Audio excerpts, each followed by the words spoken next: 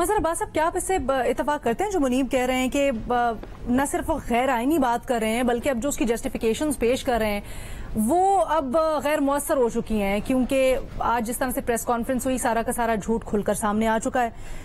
क्या समझते हैं, क्योंकि एक तारीख रही है, ये ग्रीवेंसेस हैं हमारे मज़र साहब, ये हमें एक्सेप्ट करना होगा। उसके ऊपर अगर तहरीक इंसाफ आकर ये कहती है कि आपने अब डिसाइड कर लिया है न्यूट्रल होने का, या आपने अब डिसाइड कर लिया है कि आप किरदार नहीं अदा करेंगे, तो क्या उनके ग्रीवेंसेस जायज हैं? कि जैसे मुनीब कह रहे हैं कि उनके हो चुका है, कर्टन ड्रॉप हो चुका है। अब एक प्रेस कॉन्फ्रेंस हो गई है, उसके बाद राना सनाउल्लाह, फिर ख्वाजा आसिफ, फिर एहसन इकबाल, फिर अता ताड़ड़, एक सीरीज ऑफ प्रेस कॉन्फ्रेंसेस आप कर रहे हैं। उसके जवाब सीधा सीधा पीटीआई की प्रेस कॉन्फ्रेंस थी, पीटीआई ने उसका जवाब दिया। सही गलत इस पे हम बात कर लेते हैं। मैं उस सेहर हासिल गुफ्तगू का इंतजार करूंगा जिसके बारे में DGI ने कहा था, जब उनसे ये सवाल किया गया कि पीटीआई को इमरान खान को लाया कैसे गया था, तो उन्होंने मुस्कुराते हुए कहा कि इस पे फिर कभी सेहर हासिल गुफ्तगू करेंगे। तो उसका जरूर इंतजार रहेगा, उस सेहर हासिल गुफ्तगू। देखिए, सीधी सी बात यह है कि तमाम सियासी जमातों को किसी वक्त इस बात पर इत्तेफाक करना पड़ेगा कि पाकिस्तान की फौज का काम सियासत करना नहीं है और सियासत में मुदाखलत नहीं करनी चाहिए। बहुत अच्छा मौक़िफ़ आज बताया गया कि फौज ने ये तय कर लिया है कि वो सियासत में मुदाखलत नहीं करेंगे। ये कब तय किया गया है और आइंदा इसको हम देखेंगे कि क्या वाकई लेटर एंड स्पिरिट ऐसा ही होता है, और अगर ऐसा होता है तो पाकिस्तान में डेमोक्रेसी फ्लरिश करेगी।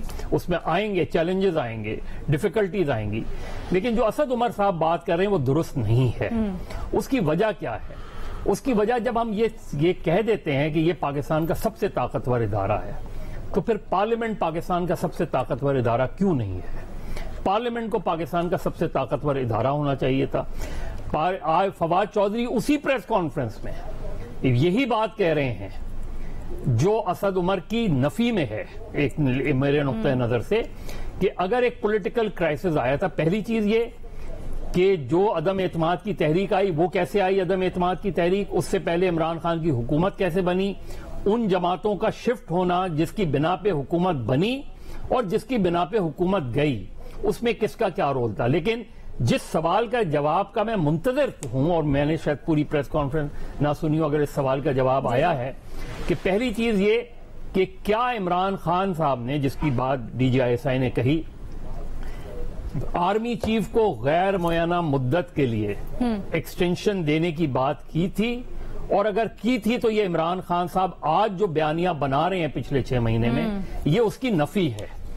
क्योंकि आप अगर ये कह रहे हैं तो किस बुनियाद पे कह रहे हैं? क्यों आप इंडेफिनिट एक्सटेंशन देना चाहते थे एक ऐसे टाइम पे जब आपके खिलाफ अदम एतमाद की तहरीक आई हुई थी? दूसरा, साइफर के बारे में भी ये चीजें हैं।